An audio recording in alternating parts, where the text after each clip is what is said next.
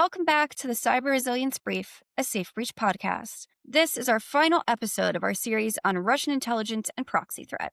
We've analyzed the problem from every angle. Now, today, as usual, we're here with my co-host, Adrian Culley. Hi, Tova, and hello to all of our listeners, and welcome to our first-time listeners. We're very, very pleased to have you all. Thanks, Adrian. Now, as a SafeBreach engineer, tell us, how do we address this Russian intelligence threat, this multi-layered, multi-party, multi-TTP threat that we have on our hands? So there's a very simple solution, and there are actionable steps. We start with adopting a CTEM mindset, continuous threat exposure management.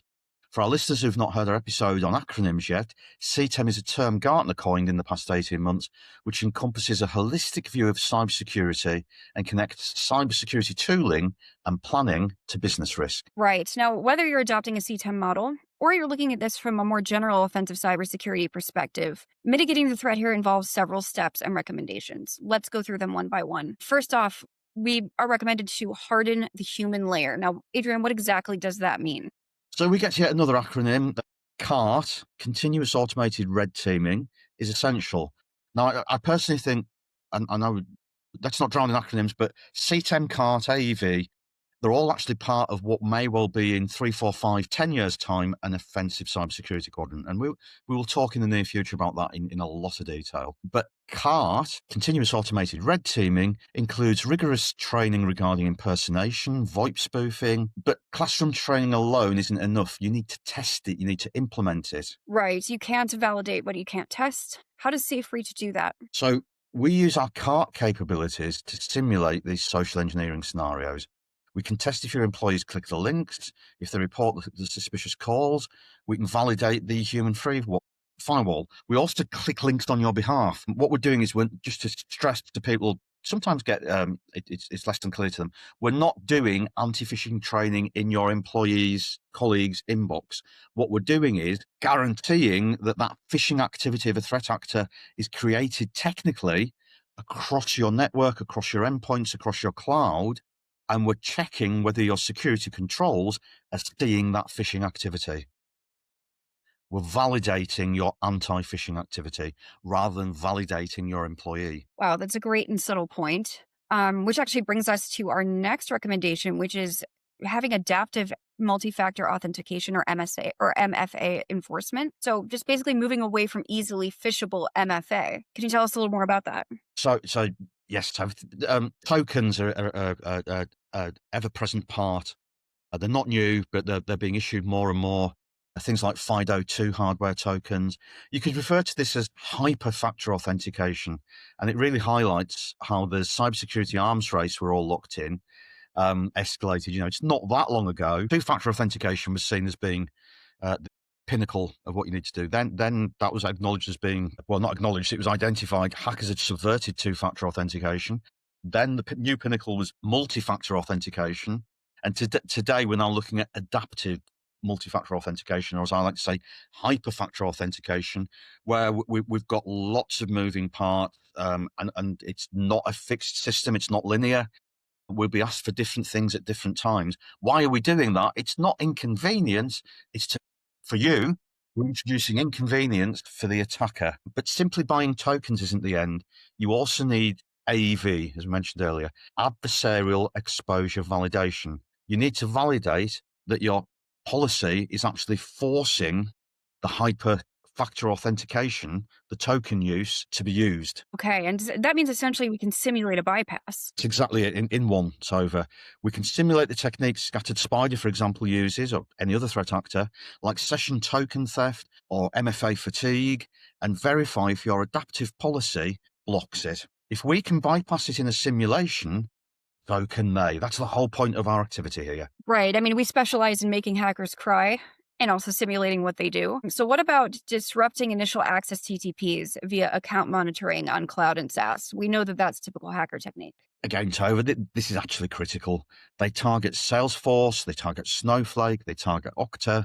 SafeBreach has specific attack playbooks for these platforms. We can simulate an attacker trying to escalate privileges in your cloud environment. Do your alerts fire? Does your SOC see it? And always bear in mind, we have the scenarios that come off the shelf in your individual SafeBreach platform, but you also have your customer success team who have access to a wide range of other things. And if you don't see what it is you're looking for in the platform, please ask your customer success team or any of the engineering staff, because you'll often find we have other things as well that we provide you with. Or if there's something that we're about to release, we may be able to get you a beta access. And we'll be right back.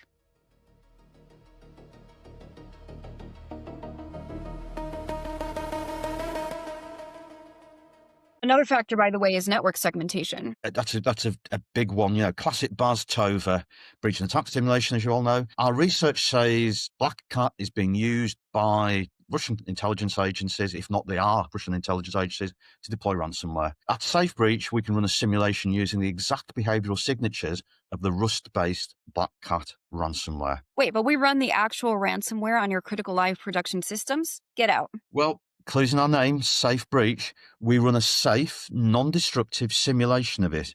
We test, can it move from the compromised help desk laptop to the critical server?